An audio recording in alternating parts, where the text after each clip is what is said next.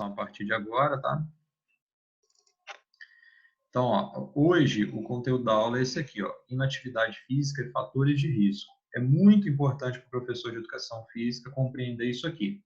O que são os chamados fatores de risco, né? O fator de risco é um elemento que pode aumentar a chance do sujeito ter uma determinada doença ou morrer por uma determinada causa, por isso que ele é chamado de fator de risco. Então, nós temos inúmeros fatores de risco para morte prematura, por exemplo. Nós temos consumo de álcool, tabagismo, inatividade física, obesidade, consumo de drogas, doenças cardiovasculares, enfim. Alguns desses, câncer, né, alguns deles se relacionam mais que outros com a ideia de atividade física, né? Vamos ver um pouquinho disso hoje, tá? Então, ó, na aula anterior nós vimos o conceito de sedentarismo, né? E nós vimos algumas recomendações em relação a volume, intensidade e frequência de atividade física para a vida ativa, né? Como que o sujeito pode ser fisicamente ativo, né? Praticando qualquer tipo de atividade física que seja, né? Hoje, eu gostaria que vocês tentassem compreender a relação entre a inatividade física, né, o sedentarismo e o aparecimento de doenças. E aí, a isso, nós vamos dar o nome, então, de fator de risco, né? Essa associação entre a inatividade física, ela por si só já é um fator de risco, mas quando ele está associado a outros fatores de risco ainda. E também que vocês buscassem relacionar a atividade física ao combate e à prevenção das doenças crônicas não transmissíveis, né? Há pouco tempo atrás era chamado de doença crônico-degenerativa. Agora o pessoal chama de doença crônica não transmissível, né? Porque, por exemplo, pressão alta, diabetes, obesidade, e por aí vai. Então, nós vamos começar a nossa aula hoje com esses dados aqui, ó. Vocês saberem o impacto que tem a falta de atividade física na vida das pessoas no que diz respeito a esse fator de risco. Então, olha a primeira afirmação aqui, ó. A inatividade física é o quarto principal fator de risco de morte no mundo. Vocês tinham ideia disso, de que a inatividade física poderia causar tantos problemas para a vida saudável? Então, olha a importância que se tem você ter uma população fisicamente ativa. O quarto fator de risco para morte prematura no mundo todo, né? Então, aproximadamente, ó, 3,2 milhões de pessoas morrem a cada ano em decorrência da falta de atividade física. 3,2 milhões no mundo inteiro, tá? Isso só da falta de atividade física, sem contar outros fatores de risco relacionados a isso. Então, a falta de atividade física é um fator de risco chave para as chamadas doenças crônicas não transmissíveis. A ideia de uma doença crônica é uma doença que, a princípio, ela não tem cura, então ela só tem controle, né? Como, por exemplo, a hipertensão. Depois que o sujeito é diagnosticado como hipertenso, ele não tem cura disso, ela vai acompanhar ele para o resto da vida. A única coisa que ele consegue fazer é controlar por via de medicamento, né? Entre essas doenças crônicas, nós temos as chamadas doenças cardiovasculares, né, que afetam o sistema cardiorrespiratório, o câncer e o diabetes. Então, quando uma pessoa fala assim, eu me curei do câncer, não é bem uma cura, né? Ela conseguiu remover aquele tumor, mas ela continua tendo uma predisposição para a doença.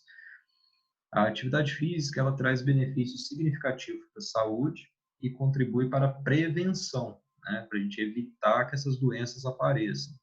No mundo, 1 em cada 3 adultos não pratica atividade física suficiente. Então, 1/3 dos adultos é inativo ou insuficientemente ativo. Então, vejam que é punk o negócio, 30% é muita coisa. Políticas para combater a inatividade física estão em prática em 56% dos países membros da Organização Mundial da Saúde, entre eles o Brasil. A gente vê a importância daquele grupo que a gente falou na semana passada, que é o Grupo Agita São Paulo. Então, ele não existe só porque os caras são bonzinhos e tal. Ele existe porque tem toda uma política pública de incentivo à atividade física, tá? Os países membros da Organização Mundial de Saúde fizeram um acordo para uma redução da inatividade física em 10% até 2025. Então, a ideia é que quando a gente chega lá em 2025, nós tenhamos cerca de 20% só da população que é pouco ativa e insuficientemente ativa no mundo todo. Lembrando que esse artigo que eu estou trabalhando hoje é um artigo de 2014, então esse planejamento da Organização Mundial de Saúde é um planejamento que foi de 2015 a 2025, então nesses 10 anos aí que valem esse acordo. Então, são alguns dados só para a gente começar a falar da aula de hoje, né? Então, acho que é interessante começar a falar das coisas boas primeiro, né? Por que que a atividade física é importante, né? Quais são os parâmetros que nós vamos trabalhar para dizer que o sujeito tem que ser fisicamente ativo para viver melhor? Primeiro, as atividades físicas, elas melhoram o condicionamento muscular, né? Principalmente naqueles exercícios neuromusculares que a gente fez naquela primeira experiência lá na sala de ginástica, e elas também melhoram o sistema cardiorrespiratório, com atividades como caminhada, natação, pedalada, que tem uma característica diferente nos neuromusculares, né? Eles aumentam a saúde óssea, né? As atividades físicas aumentam a saúde óssea, que é uma forma de estímulo ao crescimento ósseo. Então, já repararam, por exemplo, quando vocês dão uma pancada na canela ou em qualquer outra parte onde os ossos estejam mais aparentes, cresce um galo, né? Que a gente fala de galo, já identificaram isso, já? Isso acontece porque o impacto é uma forma de estímulo de crescimento ósseo. Então, quando o sujeito faz atividade física, ele gera pequenos impactos nesse osso, então ele estimula essa reformulação óssea. O estiramento também é uma forma de estimular crescimento ósseo. Quando você faz um exercício muscular, por exemplo, ou uma corrida com uma movimentação mais vigorosa, esses músculos eles estão ali puxando o osso para tudo quanto é lado, então isso também estimula. A torção também é uma outra forma de estímulo de crescimento ósseo, né? Então isso ajuda a prevenir doenças ósseas no futuro, como osteoporose, artrite, artrose, né? E também a função desse organismo, né? Então não só a saúde óssea, também como a função óssea, né? Reduzem o risco de hipertensão, então as atividades físicas reduzem o risco de hipertensão, reduzem o risco de doença cardíaca coronária, né, que é no caso de entupimento das artérias, que levam depois ao infarto agudo, a atividade física tende a diminuir o risco do desenvolvimento dessa doença. Elas diminuem o risco de acidente vascular cerebral, né, de que quando uma determinada veia do sistema circulatório cerebral ela se entope, ela se rompe, causando uma hemorragia, e que leva o sujeito a perder a funcionalidade de um lado do organismo dele, por exemplo. A gente vê pessoas, principalmente idosos, em que perderam a capacidade funcional de um determinado lado do corpo, ou tem uma parte do rosto meio paralisada, ou tem mãos e pés, e aí tem dificuldade de locomoção. Então, quando o sujeito consegue se recuperar, ele se recupera com sequelas. Diabetes, né, como a incapacidade do organismo de remover a insulina do sangue, câncer de colo, né, no caso das mulheres, e de mamas, né, que são as principais formas de câncer das mulheres, e também diminuir a incidência de depressão, né? Além disso, reduzem o risco de quedas, bem como de fraturas de quadril ou fraturas vertebrais, e são fundamentais para o balanço energético e controle do peso, né? Então, o sujeito conseguir fazer assim, ele consumir tantas calorias quanto ele ingere, né? E manter o chamado balanço energético equilibrado. Porque se ele consome muito mais do que gasta, ele tende a ganhar peso. Se ele consome muito menos do que gasta, então ele tem dificuldades para manter um peso adequado para uma vida saudável. Sobre isso aqui, eu queria fazer uma pergunta para vocês. No caso dos idosos, por exemplo, vocês acham o que vocês consideram? Vou dar uma situação. Os idosos caem e por isso fraturam membros, ou eles fraturam o membro e por isso tem muitas quedas? O que vocês pensam a respeito? Eu acho que eles fraturam e por isso que eles caem no chão, entendeu? Os ossinhos vão ficando fracos. Levando em consideração também que os ossos perdem esqueci lá o trem lá. Cálcio. Cálcio. É isso. Também a musculatura desse meio ficou fraca, né? Sim, a concepção de vocês está correta. Durante muito tempo, a medicina considerou que os idosos eram fracos, aí eles vinham a cair e por isso fraturavam. Mas depois eles descobriram que o enfraquecimento ósseo acaba levando eles até a fratura, mesmo na posição de pé, e por isso eles caem. eles caem depois que a fratura acontece. Então, a atividade física, ela é primordial, principalmente para o idoso, considerando que ela pode não só compensar a perda de massa muscular e retardar essa perda, né, que é natural do envelhecimento, como também estimular a reformulação óssea. Ela consegue retardar e conferir uma qualidade de vida muito maior para a pessoa idosa. Então, a análise de vocês está correta. Então, saindo aqui dos nossos benefícios principais, aqui no que se refere à saúde e qualidade de vida, vamos avançar aqui um pouquinho para falar, então, dos riscos da inatividade física. Então, o primeiro ponto aqui, eu coloquei os 4 fatores de risco principais para a morte prematura no mundo, né? Então, o primeiro deles é a pressão alta, né? A hipertensão arterial. Então, a hipertensão arterial, ela ainda é um fator de risco muito grave, porque a maioria das pessoas que têm hipertensão arterial não sabem que tem.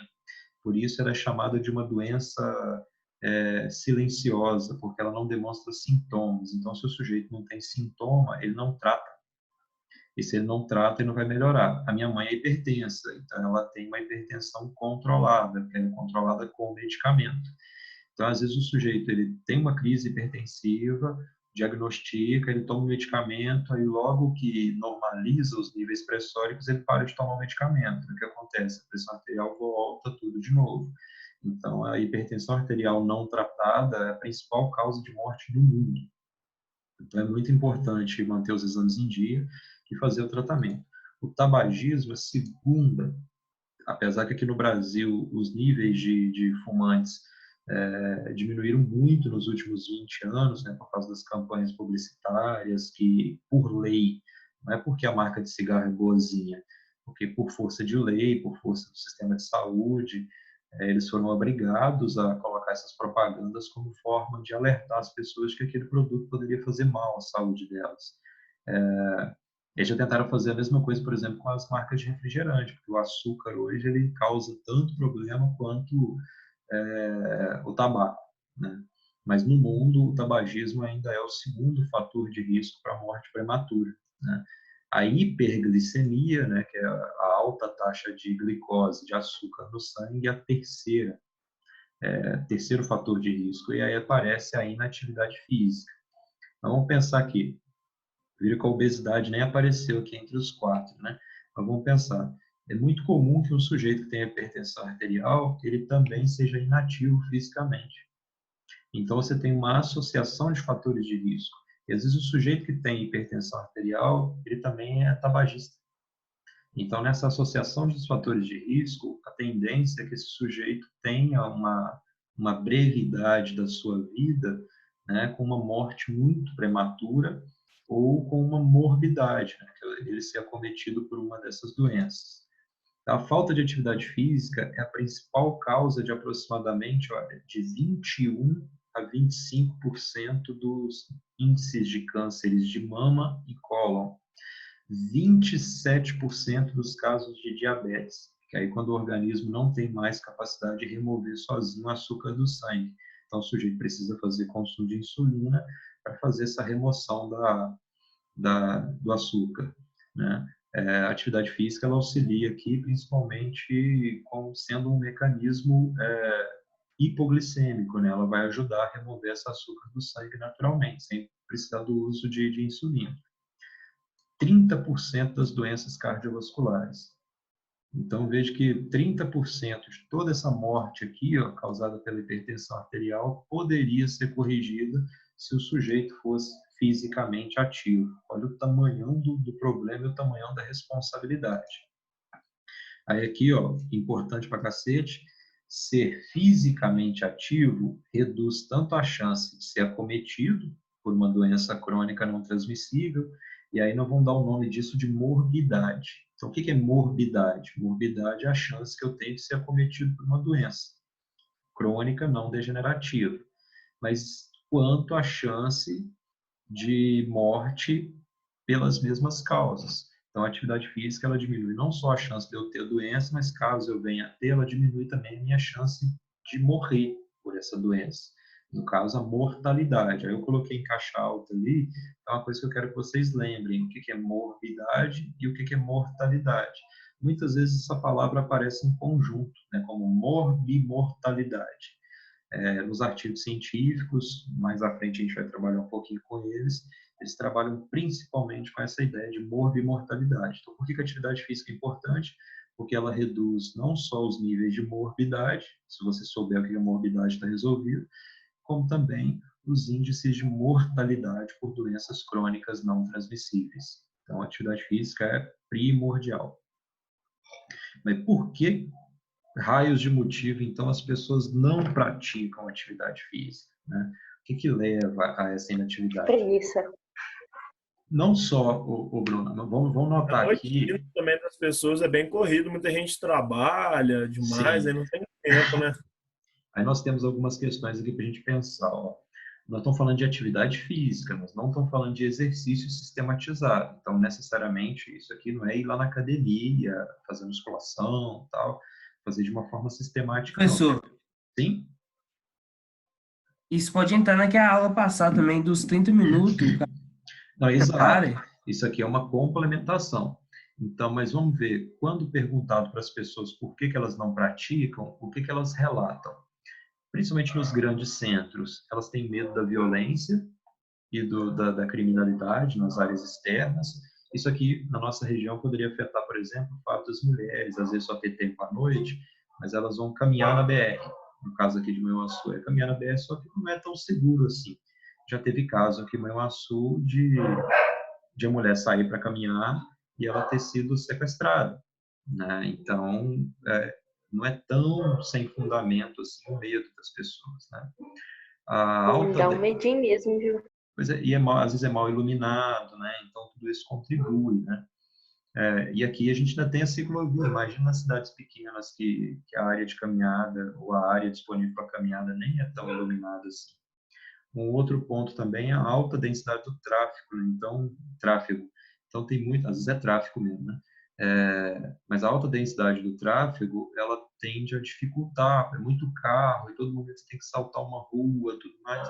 Então isso tende a dificultar também as pessoas, não é adequado, então não vou fazer. Um outro ponto, a baixa qualidade do ar, não é uma coisa que afeta a nossa região, apesar de que, quando você está lá na BR, se cheirar pó de pneu no asfalto, ela também não é a melhor coisa do mundo, né? Então, a poluição também é colocada como um fator. Se o sujeito mora em São Paulo, por exemplo, que é a capital mais poluída do país, aí ele vai ter bastante dificuldade. Nesse período de isolamento social e pandemia global, as pessoas na Índia, uma semana depois do presidente ter decretado o isolamento social, elas se espantaram que elas conseguiam ver o céu e elas conseguiam ver as estrelas, porque não tinha poluição. Né? Como vocês sabem, a Índia é um país hiperpopuloso, né? Mais populoso que o Brasil até.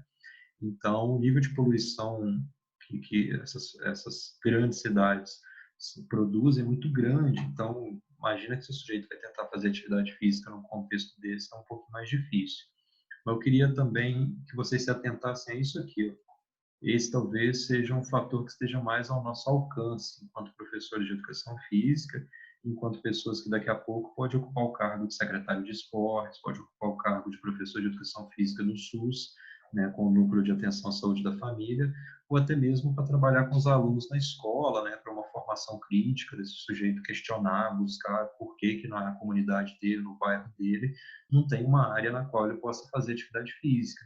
Então, falta espaço público.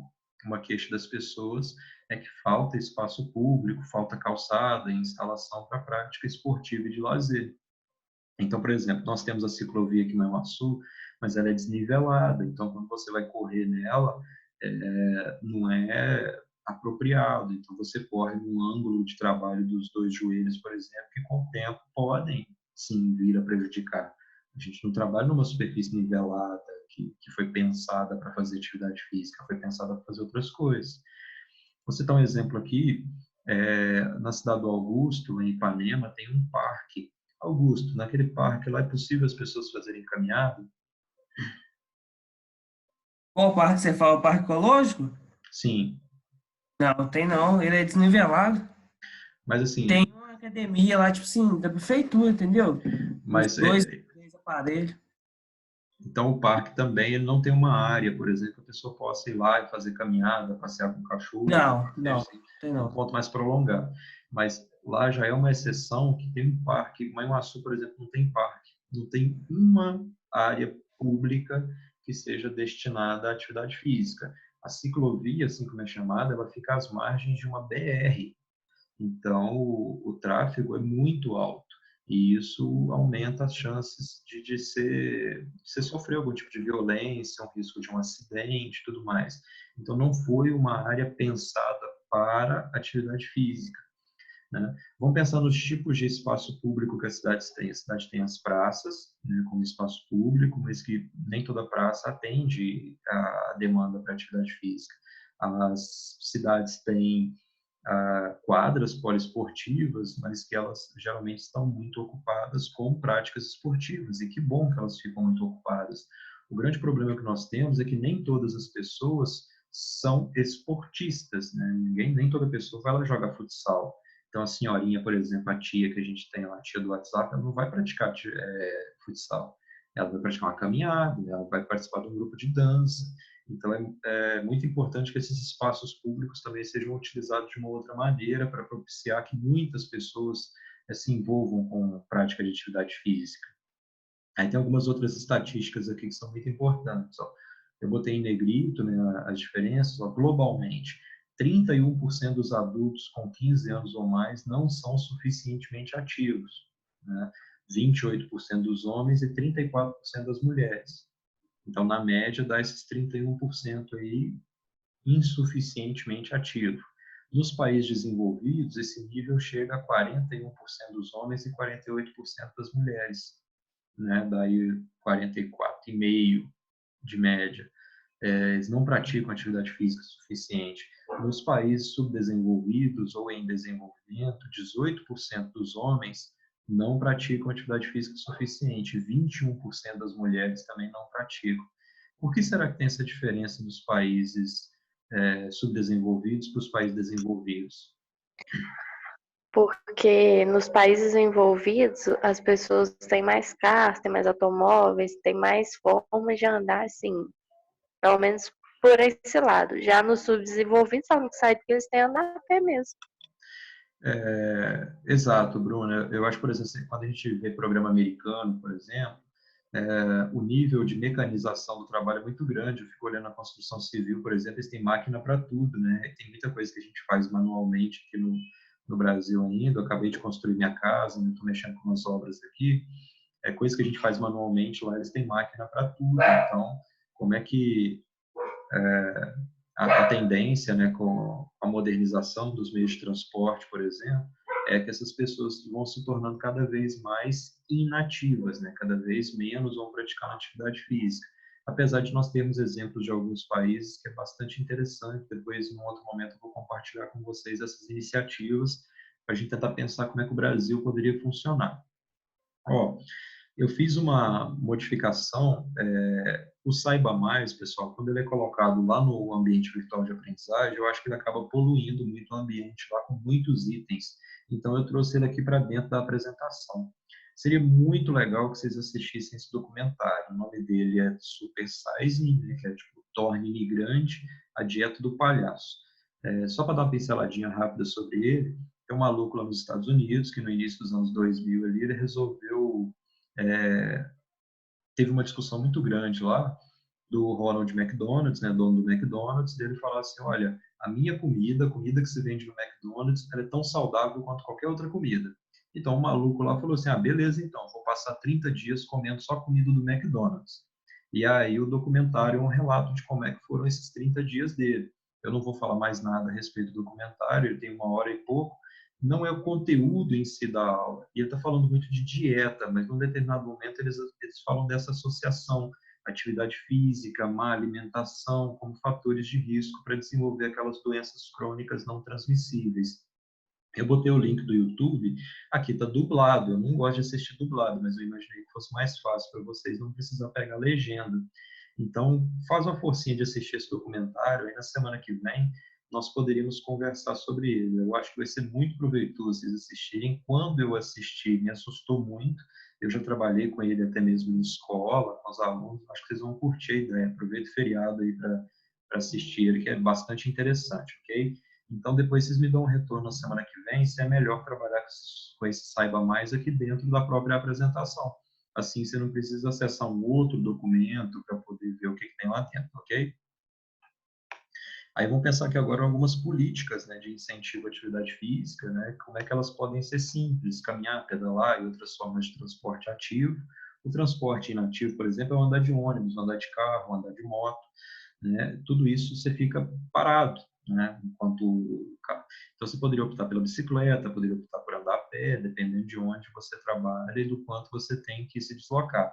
Né? Então, a ideia é trabalhar para que isso seja acessível e seguro para todo mundo. Então, por isso que a cidade de São Paulo, por exemplo, tem muita ciclovia, para que as pessoas possam se deslocar com bicicletas.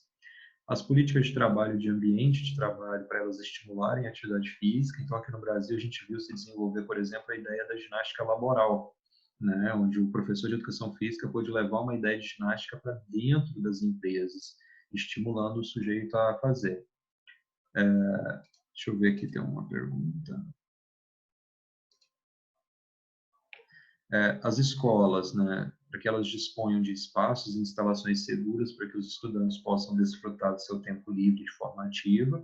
Em São Paulo, por exemplo, também tem um projeto chamado Escola Aberta. Então, nos finais de semana, a escola fica aberta para que a comunidade possa usar a escola, né, para utilizar a quadra, utilizar os espaços da escola para reunião, e aí acaba que a comunidade passa a identificar mais a escola e a sua responsabilidade de cuidar dessa escola. Tá? Bem interessante. Aí vem uma coisa importante para nós, ó. A educação física de qualidade, né, ajuda crianças a desenvolverem padrões de comportamento que as mantenham fisicamente ativas ao longo da vida. Então, existem algumas estatísticas que vão dizer que se uma criança ela tem prazer com a prática esportiva na infância e na adolescência, a chance dela ser um adulto fisicamente ativo é muito maior. O problema é que, não sei se vocês se lembram daquela reportagem que eu mostrei em sala de aula, em que a educação física acaba afastando o sujeito da prática esportiva, porque a maneira como ela é trabalhada na escola nem sempre é uma maneira prazerosa do sujeito.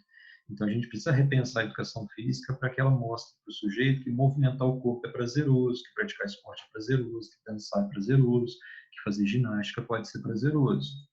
Um outro ponto, as instalações esportivas, né, e de lazer, que elas favoreçam oportunidades para que todos pratiquem esporte. Então, quando a gente fala todos aqui, a gente fala não só daquele cara que joga futsal, que compete, tal, mas a gente fala também daquela tia que nunca praticou nenhum esporte na vida, mas que ela tem condições de fazer uma caminhada na quadra do bairro. E que se a quadra do bairro tiver uma organização de um serviço que ajude ela a caminhar, vai ser importante. Sim, pode falar. Já que o pessoal gosta muito de ficar na internet, essas coisas, aqui em casa, o que a gente faz? A gente tira um tempinho e vê vídeo no YouTube, faz exercício vendo vídeo no YouTube. Isso Pô, é que uma legal. coisa legal, que o pessoal aí tá à toa mesmo, pega um vídeo de 15, 20 minutinhos, vai fazer um exercício, não custa nada, sabe? Então, o que É, acontece é uma muito forma de você ser bem ativo. o que acontece muito, Bruno, é que muitas vezes essa pessoa, vou pensar na pessoa mais simples possível que tem no seu bairro, mas ela não tem condição de identificar exatamente a forma de fazer. Então, isso poderia ser feito a partir de outras políticas públicas, como, por exemplo, a estratégia de saúde da família. Que a minha mãe, por exemplo, ela não me escuta muito, mas ela escuta o médico aqui do bairro, do postinho. Né? Então, a presença de um postinho desse em cada bairro ela é muito importante. A gente recebe visita aqui, para você ter ideia, da agente de saúde na casa da gente. Depois as pessoas falam que o SUS é ruim, né? A minha mãe acabou de fazer uma ressonância magnética, se fosse para pagar era R$ 700, uma ressonância magnética. E ela foi lá e fez pelo SUS. E não demorou, nada disso. Então, a política pública de saúde ela precisa estar integrada para poder chegar até as pessoas, né? E ela chegar numa forma que as pessoas consigam compreender. A última iniciativa governamental foi do Núcleo de Atenção à Saúde da Família, o NASF, que contratou professor de educação física para poder prescrever atividade física para as pessoas que vão no postinho. Né? Então, tem o horário lá que as pessoas devem ir para poder fazer exercício. E isso aqui em Manhuaçu tem, grupo de NASF, muitas cidades da região também tem. Né? Então, essa iniciativa foi bastante importante. Aí a pergunta aqui é, por que essa deve ser uma preocupação da administração pública, ou seja, do governo municipal, do governo estadual, né, ou do governo federal? Aí essa estatística aqui é muito importante para a gente compreender isso. Vamos pensar que esse sujeito que ele entope a veia dele de gordura e tem um AVC, que tem um infarto agudo do miocárdio, onde é que esse sujeito vai parar para ser atendido? Ele vai para o hospital. Ele vai ser atendido ou pelo sistema público de saúde ou pelo sistema privado, mas ele vai precisar de internação, né? Ele vai precisar de intervenção e, de repente, esse sujeito não vai voltar à capacidade produtiva que ele tinha. Mas olha que interessante essa estatística, né? Estima-se, né, que para cada dólar investido em educação e saúde e prevenção, economiza-se cerca de 4 dólares no futuro com despesas de internação desse paciente no hospital. Então, a ideia de prevenir, ela não é só demagogia, não é porque a gente vai lá, porque nós somos professores de educação física, né, a gente tem que vender o nosso peixe. Não é isso. A ideia de prevenção, ela também tem um impacto direto na economia. O governo vai investir R$ 1 bilhão em saúde. Na verdade, o que o governo está fazendo é tentando economizar futuramente. Aí o que eu preparei aqui no final para vocês ainda, o estudo dirigido está aqui.